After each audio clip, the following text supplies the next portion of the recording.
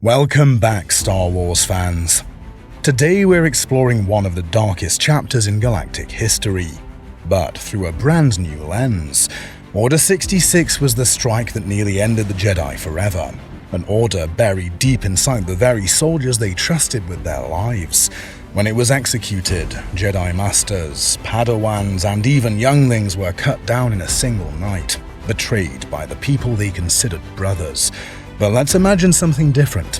What if the Jedi discovered Order 66 before the war ended?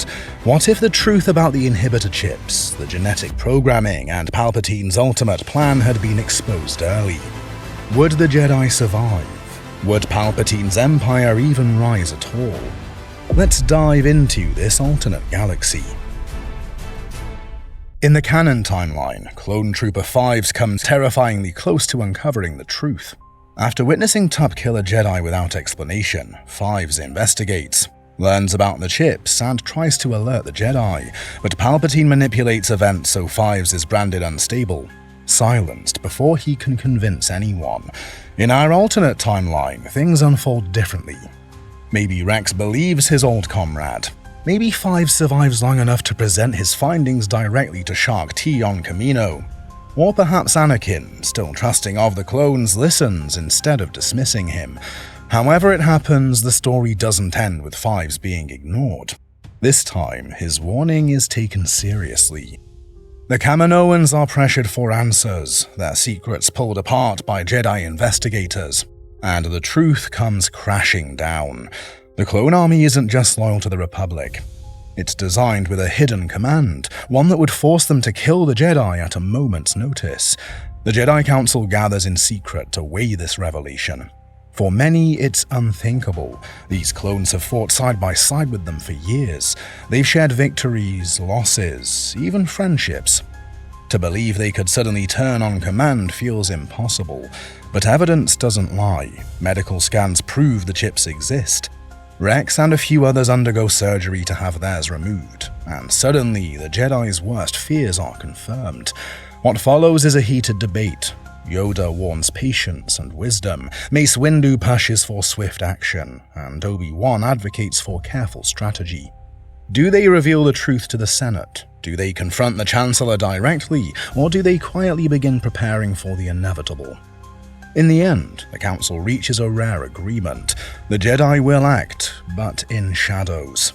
Across the galaxy, Jedi generals begin changing how they operate. No longer do they blindly trust clone commanders with their lives. Missions are reorganized, positions are shifted, and most importantly, small groups of clones are discreetly freed of their inhibitor chips, starting with Rex, Wolf, and a handful of others. The Jedi also begins leaving behind breadcrumbs for their allies. Bail Organa, Mon Mothma, and a few loyal senators are quietly informed of the Republic's darker truths.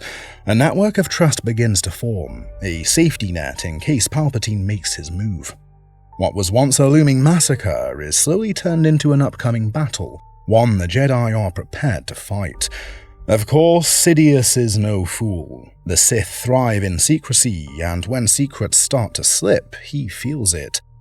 He spies on Kamino report missing records. His contacts in the Senate whisper of Jedi concerns, and worse, he senses doubt in Anakin, his prized pupil. To Palpatine, the Jedi are no longer pawns. They're becoming obstacles, so he accelerates his timetable. Instead of waiting until the war is almost won, he prepares to issue Order 66 early. But this time, the Jedi are ready. Picture it. Across hundreds of battlefields, the clones receive the command, execute Order 66. But instead of being caught unaware, Jedi across the front lines ignite their sabers in anticipation. Plo Koon, warned ahead of time, veers sharply as his wingmen turn their cannons. He fights his way through and escapes into hyperspace. Aayla Secura senses betrayal before the blaster bolts fire and cuts down her squad on Felucia. Even Jedi younglings, kept safe under hidden guard, are protected by clones already freed from their chips. The massacre still claims lives. Some Jedi simply don't make it out, but this time it's not a slaughter. It's a war. With their survival secured, the Jedi move into the offensive. No longer scattered and broken, they regroup under Yoda's leadership. Mace Windu pushes for a direct strike against the Chancellor. Obi-Wan, ever cautious, insists they must build public proof. Meanwhile, Ashoka Tano and Rex become central figures. With his chip already removed, Rex leads squads of loyal clones in rebellion against the corrupted chain of command. Ashoka, once disillusioned with the Jedi, rejoins them when she sees the truth. Together, they become symbols of hope. Palpatine doesn't sit idly by. Exposed too soon, he drops his mask of benevolence. Declaring the Jedi traitors, he rallies loyalists in the Senate and attempts to consolidate power. But without the shock and awe of a sudden purge, his claim is weaker. Entire systems refuse his decree, siding instead with the Jedi. Instead of a swift transformation into the Empire, the galaxy plunges into civil war. On one side, the Sith-controlled Republic. On the other, the Jedi and their allies, backed by loyal clones and sympathetic senators. The war grows bloodier, but the Jedi are not extinct. They are leaders now, generals in a war for freedom. But what of Anakin Skywalker? This is where the alternate timeline hits hardest. In canon, Palpatine uses fear of losing Padme to lure Anakin. Here, the manipulation is weakened. The Jedi already know Palpatine orchestrated the war, engineered the clones, and nearly executed a galaxy-wide betrayal. When the Council presents this evidence, Anakin's faith in the Chancellor shakes. His loyalty to Palpatine, built on years of friendship, collides with undeniable proof of treachery. Padme, who has always mistrusted Palpatine's growing power, urges Anakin to choose the Jedi. Ashoka, too, appeals to him as a friend and brother. In this version, Anakin still fears loss. He still dreams of Padme's death, but with Palpatine unmasked as a deceiver, the offer of Sith power doesn't carry the same weight. Instead of becoming Darth Vader, Anakin may stand at the front of the Jedi resistance. Imagine it. Anakin Skywalker, the Chosen One, not as the Sith's servant, but as the warrior who finally fulfills the prophecy by striking down the Sith. Palpatine, stripped of subtlety, reveals himself openly as Darth Sidious. The Senate gasps, the galaxy trembles, but the Jedi no longer fight in shadows. They declare the truth to every system, showing that the Chancellor who promised security was always the Sith Lord manipulating them. The battles that follow are fierce. Sidious deploys every resource at his command. Loyalist clones, corrupt admirals, and even the separatist remnants bend to his will. But the Jedi, bolstered by allies and freed clones, stand united. The final confrontation might not come in the Chancellor's office, but on the Senate floor itself, a duel witnessed by senators and soldiers alike, a moment when the Republic sees their so-called protector as nothing but a Sith tyrant. So how does it end? In one version of this timeline, the Jedi succeed. With Anakin leading the charge, they overwhelm Sidious, defeating the Sith at last. The Republic is reshaped, not into an empire, but into a new democracy guided by lessons learned. The Jedi no longer cling to rigid dogma, but evolve into wiser guardians. In another version, Sidious still survives.